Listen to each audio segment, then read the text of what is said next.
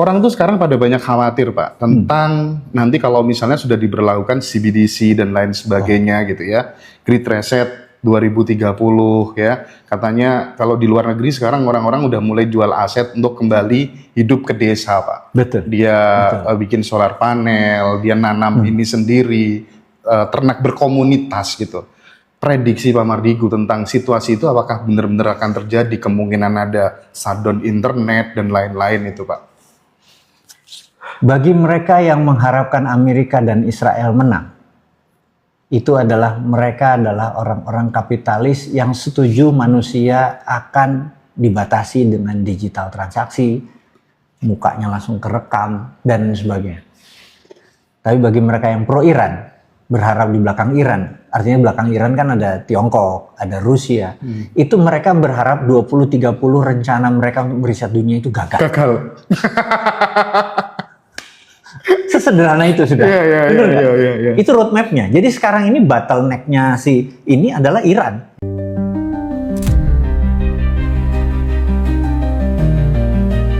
Enlightenment seorang Nabi Muhammad ini kaitannya ternyata sama kemanusiaan gitu. Perjalanan cerita itu sampai di dunia dewasanya itu udah masuk pelajaran filsafat tuh, Ndra. Spektrum ateis itu beda, dari mulai ateis yang paling santai sampai ateis yang paling radikal juga Iya, ada.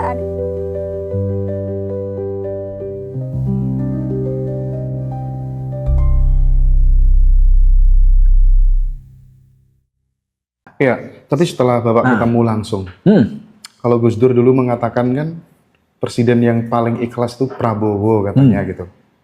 Gimana menurut Bosman gimana tuh? Melihat kepribadian beliau gitu. Apakah Pak Gus Dur menyatakan presiden yang paling apa ya istilahnya? Legowo apa? Paling ikhlas kan? Paling ikhlas. Iya. Mungkin iya ya. Karena Pak Hasan Nasbi juga ngaku dia dulu adalah penyerang keburukannya Pak Prabowo, diangkat jadi menteri juga tuh, gitu ya. Jadi ya itulah beliau ya yang tidak mempermasalahkan tidak mempermasalahkan masa lalu ya, yang penting masa depan gitu loh. Cuman kalau masa depannya dari orang-orang yang punya masalah-masa lalu, kadang-kadang masa depannya ini Masya Allah. Dan itu harus ada limitnya juga. Iya. Kembali soal apa tuh namanya, soal perang tuh Pak. Ya, jenengan kan tanya ya, what if Iran win the war gitu kan ya. Dan tidak dijawab oleh beliau. Dijawabnya sebenarnya dijawab, tapi off. Nggak boleh dijawab. Dan kali ini pun saya tidak memenduli beliau, jadi saya mengerti beliau tidak menjawab itu. Mengerti sekali gitu ya.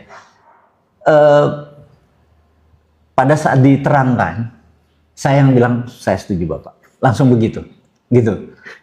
Tapi apakah beliau tahu peluang Iran menang itu besar? Atau setidak-tidaknya draw? Draw itu artinya gini, kalau di dalam catur, yang ngajak remis duluan itu sebenarnya kalah. Udah, yang ngajak remis duluan ya Pak ya? Kita tahu Amerika sebenarnya mau ngajak remis ya, sebenarnya. Iya kan? Betul. Iran nggak mau ya? Iran nggak mau. Lu mundur silakan. Makin bebas dia nembak, bener nggak? Gitu. Nah sementara Amerika itu tahu perang di atas 1 bulan, biayanya nggak masuk akal. Nah dia udah minta $50 billion, udah di approve, itu hanya bertahan 1 bulan. Alias di akhir April, gitu kan? Itu habis. Itu $50 billion itu bukan buat senjata serang loh. Jalanin nuklir USS Abraham Lincoln sama USS Gerald Ford itu kan pakai nuklir dan itu ongkosnya billions. Hanya untuk hidup doang loh, bukan untuk nembak loh itu. Jadi terlalu mahal biaya perang buat Amerika, dan Iran menggunakan namanya attrition war atau perang atrisi, yaitu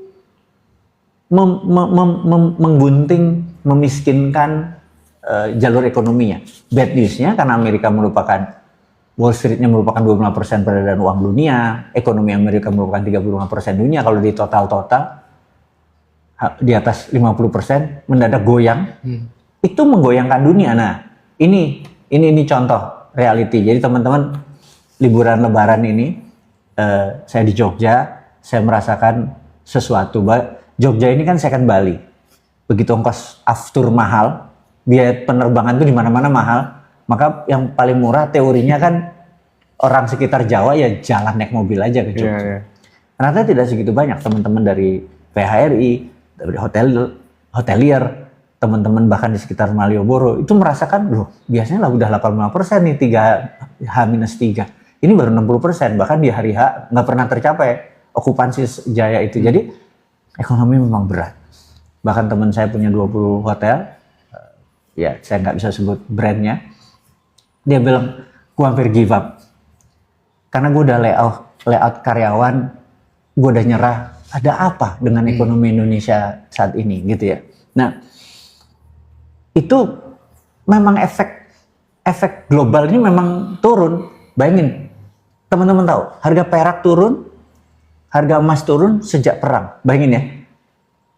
Kok bisa safe haven, benda yang penyelamat turun? Itu artinya dia udah nggak ada, udah cadangannya udah harus dia keluarin, sama seperti cadangan minyaknya Cina harus sudah mulai dikeluarin, cadangan minyak Korea dia harus sudah keluarin. Ini ya udahlah, rupiah udah nggak ada, ini nggak ada, ya udah gue cairin lagi gitu. Jadi semua ini sekarang lagi bergerak turun. Tapi kalau misalnya ini kita tahu bahwa emas, perak turun gitu. Sebenarnya kan opportunity buat kita.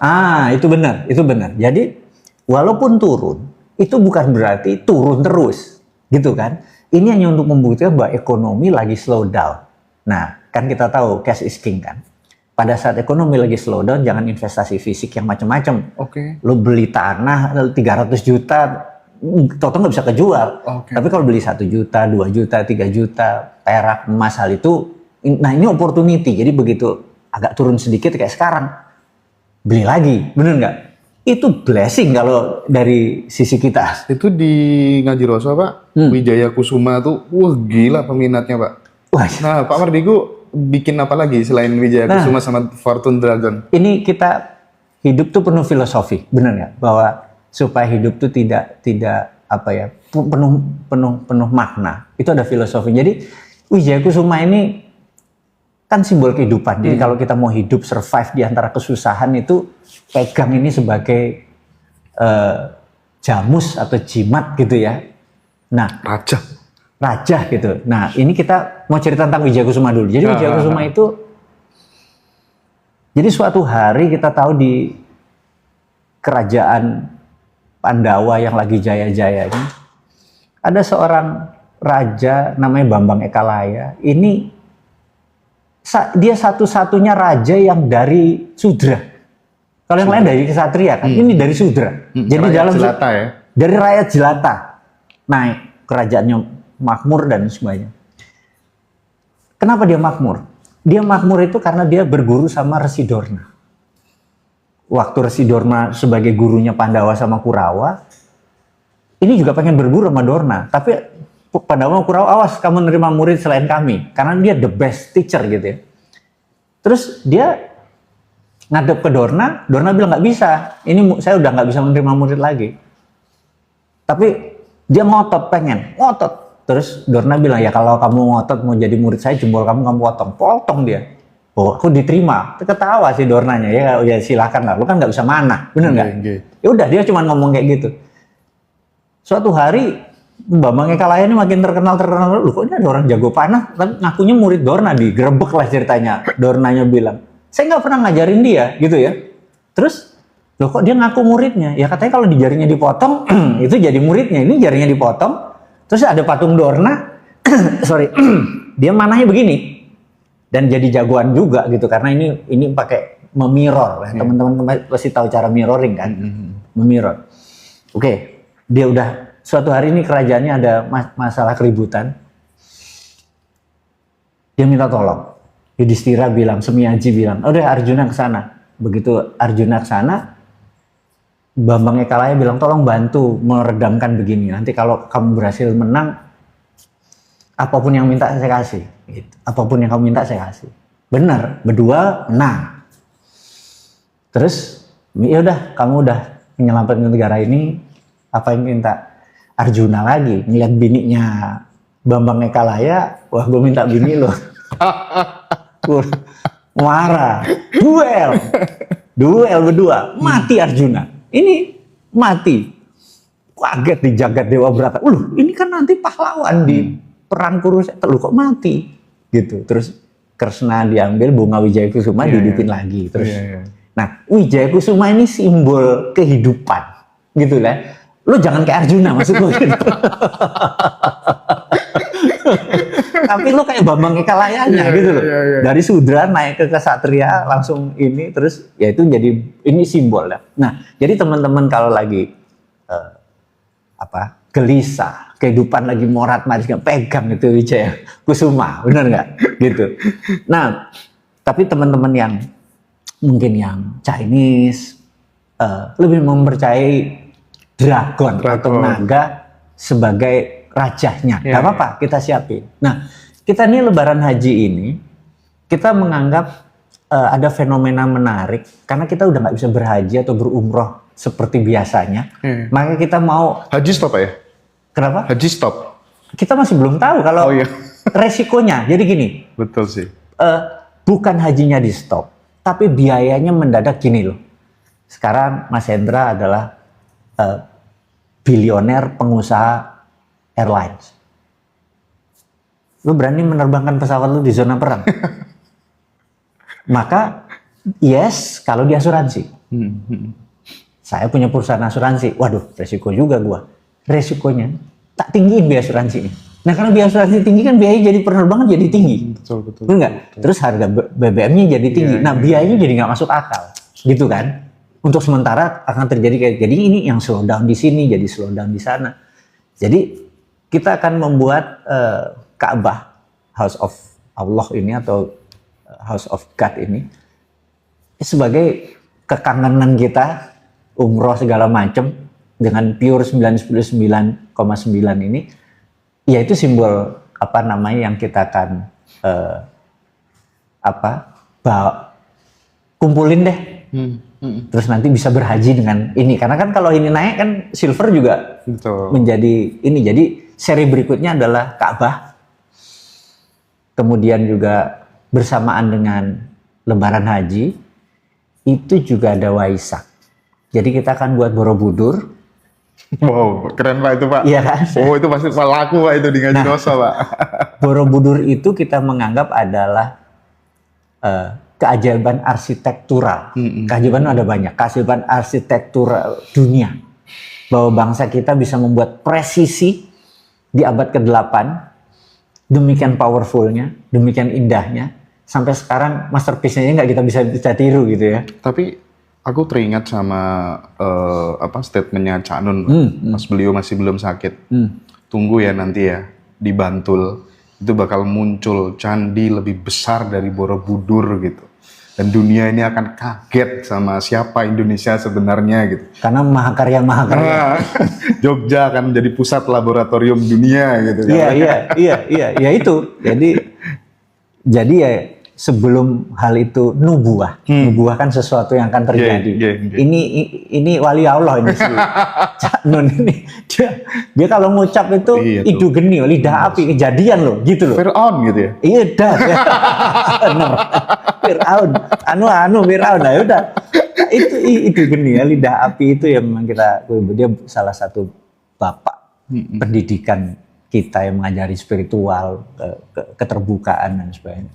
Dia udah mengingatkan masterpiece itu ada banyak gitu.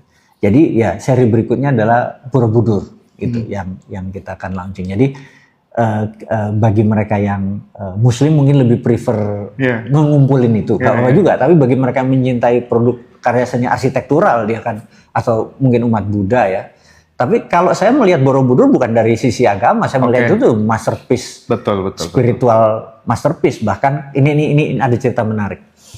Kan Anda tahu saya ini punya laboratorium mineral, udah lama sekeluarga. Kita kadang-kadang suka mengambil batuan candi yang tua itu kita rajang, kita ambil, kita ekstrak, kita segala macam. Ternyata unsur uraniumnya cukup ada, unsur thorium, unsur logam tanah jarangnya ada. Jadi kita tuh berkesimpulan, ini ngapunten teman-teman, ini versi saya yang bodoh gitu ya. Berkesimpulan nenek moyang kita itu menyimpan hartanya tuh di candi. Itu kalau dinilai, itu dihitung pakai itu kan mungkin triliun dolar. Sehingga kalau printing money berbasis Candi Borobudur, top.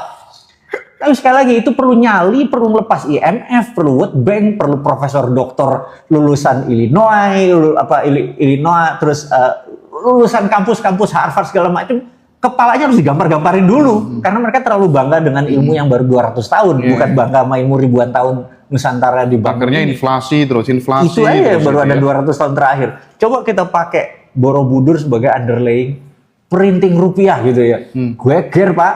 Ya, nanti aja itu another chapter. Tapi itu membuktikan bahwa nenek moyang kita dulu itu cara menyimpan kekayaan itu dengan elegan. Ini candi nggak bisa dicolong kan? Betul. Gitu. Nah, tadi jadi balik lagi bahwa precious metal ini adalah momen yang tepat untuk kita nabung. Ya, cicil 1 juta, 2 juta, 1 juta, 2 juta. Terus saya dicicil di harga turun ini gitu. Blessing sekali buat kita. Gitu. Jadi buat teman-teman Ngaji Roso, kebetulan tanggal 28 tuh kita ada acara Mi'raj Kesadaran di Jakarta. Nanti teman-teman kita akan display ya. Kita akan display dinaran silver, ada yang dragon, ada yang Wijaya Kusuma. Nanti teman-teman bisa beli langsung di saat acara atau pesan online di admin Ngaji Roso aja. Udah banyak sekali yang pesan dan Pak Mardigu tuh keren, desainnya mantap. Dan teman-teman kalau pas butuh uang nanti udah naik silahkan dijual lagi langsung ke dinaran atau lewat Ngaji Roso juga bisa. Gitu ya Pak ya. Siap, Karena siap. saya kebetulan ada beberapa catatan-catatan penting yang ini harus saya tanyakan langsung ke Pak Mardigu Siap. gitu. Boleh. Orang tuh sekarang pada banyak khawatir Pak tentang nanti kalau misalnya sudah diberlakukan CBDC dan lain sebagainya gitu ya. Great Reset 2030 ya. Katanya kalau di luar negeri sekarang orang-orang udah mulai jual aset untuk kembali hidup ke desa Pak. Betul. Dia bikin solar panel, dia nanam ini sendiri, ternak berkomunitas gitu. Prediksi Pak Mardigu tentang situasi itu apakah benar-benar akan terjadi, kemungkinan ada shutdown internet dan lain-lain itu Pak? Bagi mereka yang mengharapkan Amerika dan Israel menang, itu adalah mereka adalah orang-orang kapitalis yang setuju manusia akan dibatasi dengan digital transaksi, mukanya langsung kerekam dan sebagainya. Tapi bagi mereka yang pro Iran, berharap di belakang Iran, artinya belakang Iran kan ada Tiongkok, ada Rusia, itu mereka berharap 2030 rencana mereka untuk meriset dunia itu gagal. Sesederhana itu sudah. Benar nggak? Iya. Itu roadmap-nya. Jadi sekarang ini bottleneck-nya si ini adalah Iran. Gitu. Iya kan? Siapa lagi negara yang ngelawan mereka selain Iran? Ayo. Yang lain kan cuma nomor-nomor. Iya. Mau ustadz apa di masjid Habib begena begono gitu doang. Habisnya rekening duit lo dimasukin ke rekening dia. Iya. Itu doang tuh. Makanya. Nggak gerak tuh ke sana. Nah, kita perlu power gitu ya. Nah, tapi lucu, ini saya harus ngomong apa adanya. Stop ngomong Syiah sama Sunni, dah ya. Kita adalah human being. Selesai diskusi. Gitu. Bener nggak? Kalau kita menyatakan diri kita human being, manusia atau Eartharian, manusia bumi, maka kita pasti akan menemukan kesadaran baru tentang kehidupan di planet lain atau kesadaran ke teknologi yang baru atau kesadaran ekonomi yang baru. Tapi selama masih kita saya Jawa, saya Sunda, saya Batak, saya Sunni, saya Syiah, lu muter di situ aja. Kalau lu percaya regulasi lu reinkarnasi, lu muter aja di situ terus, nggak akan pernah nginjak surga. Itu kan itu versi gua nih, supaya stop lah bilang gua ini, gua itu, gua putih, gua biru, gua ini enggak. Lu Rata-rata orang agamis selalu gitu sih. Cuman yang jadi permasalahan adalah kenapa ya banyak negara-negara religius itu penjaranya penuh. Korupsinya tinggi. Iya, korupsinya tinggi. Iya. Itu kan juga bikin kita bisa reflektif gitu, gimana itu? Saya tidak pernah menyalahkan agama. Tapi misalnya agama saya Islam, saya tidak pernah menyalahkan agama Islam kalau kita mempelajarinya menggunakan common sense. Oke. Kalau menggunakan katanya, dan itu dibungkus. Oh, kalau lu nggak pakai guru, lu pasti nggak dapat hikmah. Iya. Itu dagang. Sederhana kok, Quran sederhana dan lain semua tuh sederhana. Jadi kalau balik tadi, isinya kitab suci. Itu 97% adalah keindahan, kebaikan, sejarah, manner, akidah, akhlak, Bener nggak? Hanya 3% rule. Tapi isinya ceramah ustadz, kiai, pendeta, apa segala macam itu 90% rule. Lo nggak boleh begini, harus begini, nggak boleh begini, harus begini, harus begini, harus begini. Mati Pak lu beragama kalau kayak gitu Pak. Penuh barrier, penuh tembok. Nah tembok saking tinggi jadi terpenjara. Begitu terpenjara dapat jabatan, wah ada duit, wah ada tahta wanita dan lain sebagainya, bubar lo. Karena lo nggak pernah terlatih bahwa di dunia yang benar itu ya semuanya ada. Bener nggak? Ya tinggal lo yang milih, devil inside lo sama angel inside lo itu ada. Lo kekang ini, dikasih dunia nyata, nongol mereka powerful, devil lo yang menang, iblis lo yang menang gitu kan. Nah jadi balik lagi, jangan salahin agamanya, tetapi salahin doktrin-doktrin oleh para ulama-ulama yang emang ingin mereka dipuja terus. Percaya saya, kalau Nabi Muhammad sama Nabi Isa sekarang turun ke bumi, dia sikit-sikitan, bro, umat lu kenapa begini bro? Iya, umat lu kenapa begitu? Pasti begitu kan? Bener nggak? Iya.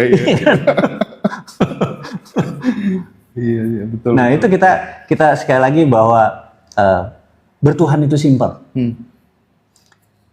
Terus menjalankan sebagai humanis atau sisi kemanusiaan, radarnya cuma akal sehat, common sense, sama conscious. Nalar dan rasa. Iya itu nalar dan rasa. Jadi ya itulah yang kita pakai.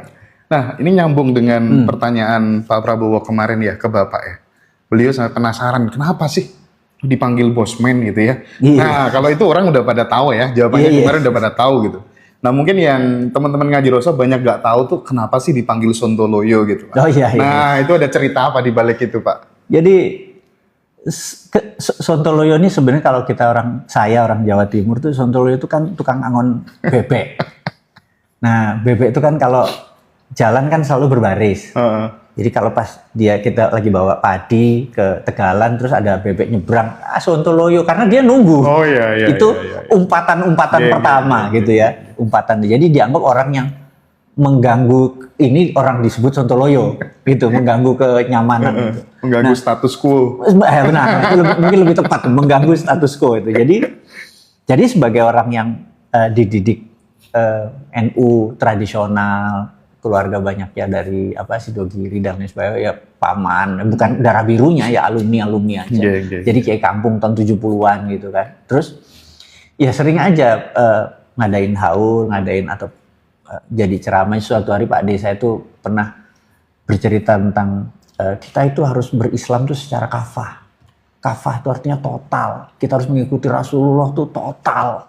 100% kita ikuti. Terus saya sebagai anak 11-12 tahun saya ngapunten Pak D nanya gitu.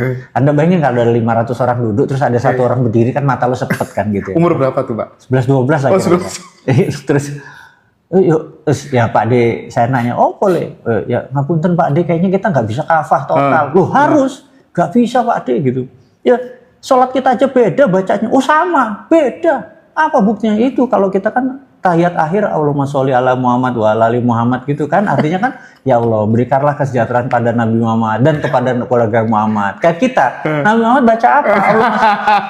Allahumma sholli ala ana, aku bilang kayak gitu. Ngamuk bos dia bos.